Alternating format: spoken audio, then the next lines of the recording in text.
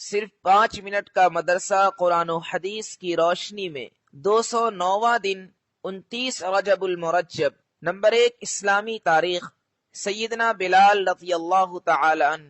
حضرت بلال حبشی رضی اللہ عنہ ایک مشہور صحابی ہیں جو مسجد نبوی کے مؤذن رہے۔ ان کے والد کا نام رباح اور والدہ کا نام حمامہ تھا۔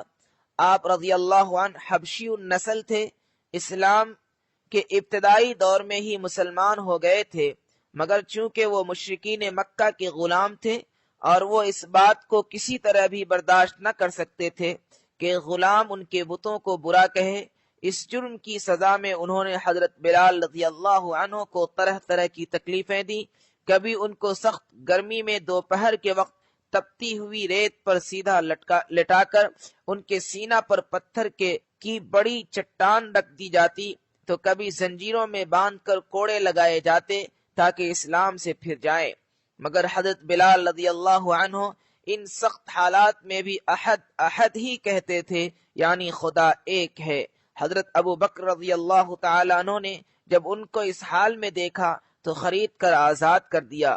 حضرت بلال رضی اللہ عنہ نے صرف مدینہ کی ہجرت کی اور غزوہ بدر اور دیگر تمام غزوات میں حضور صلی اللہ علیہ وسلم کے ساتھ شریک رہے۔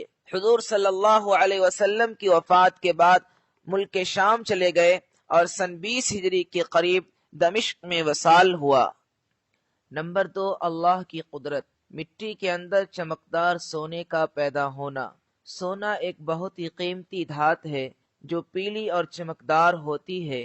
اللہ تعالیٰ نے اس دھات کی محبت اور چاہت انسانوں کی دلوں میں رکھ دی ہے۔ اسے اللہ تعالیٰ نے ایسا بنایا ہے کہ اس میں کبھی زنگ نہیں لگتا۔ ذرا غور کیجئے، کسی زمین سے جس سے کالا کا کالا کوئلہ نکلتا، چمکدار سونا کون نکالتا ہے؟ یقیناً اللہ تعالیٰ ہی کی ذات ہے جو اپنی قدرت سے چمکدار سونا نکالتا ہے۔ نمبر 3، ایک فرض کے بارے میں۔ اللہ کے نزدیک پسندیدہ عمل۔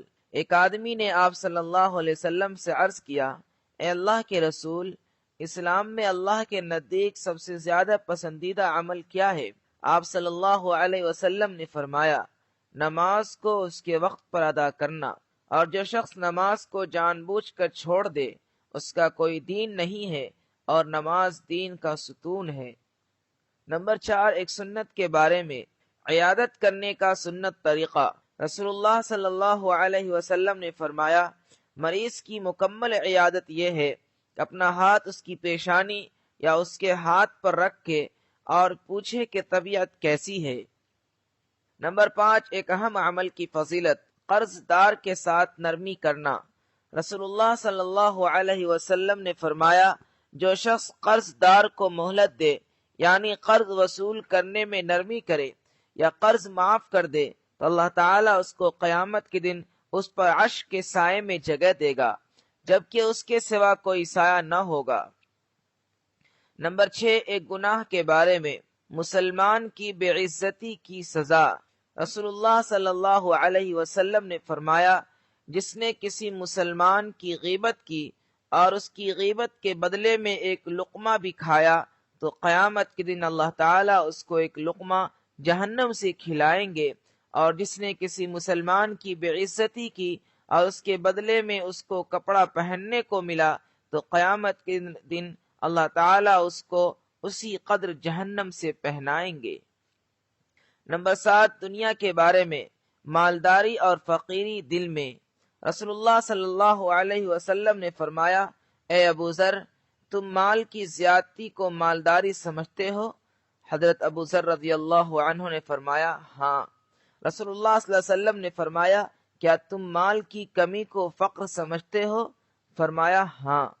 پھر رسول اللہ صلی اللہ علیہ وسلم نے فرمایا، مالداری اور فقیری دل میں ہوتی ہے۔ جس شخص کی مالداری دل میں ہو تو اس کو دنیا سے جو کچھ بھی ملے نقصان نہیں دے گا، اور جس شخص کے دل میں فقری ہو تو اس کو دنیا سے کتنا ہی زیادہ مل جائے اس کو کوئی فائدہ نہیں دے گا، بلکہ اس کا بخل، کنجوسی اس کو نقصان پہنچائے گا۔ نمبر 8، آخرت کے بارے میں۔ کھولتا ہوا پانی۔ قرآن میں اللہ تعالیٰ فرماتا ہے، بس ان دوزخیوں کو کھولتا ہوا پانی پینا ہوگا۔ فائدہ: حضرت ضحاک رضی اللہ تعالی عنہ فرماتے ہیں کہ یہ کھولتا ہوا پانی کہ جو جہنمیوں کو پلایا جائے گا اس وقت سے جوش مار رہا ہے جب سے اللہ تعالی نے آسمانوں اور زمین کو پیدا کیا، اور یہ پانی اس وقت تک جوش مارتا رہے گا جب تک کہ دوزخیوں کو پلایا نہ جائے اور ان کی سروں پر ڈالا نہ جائے۔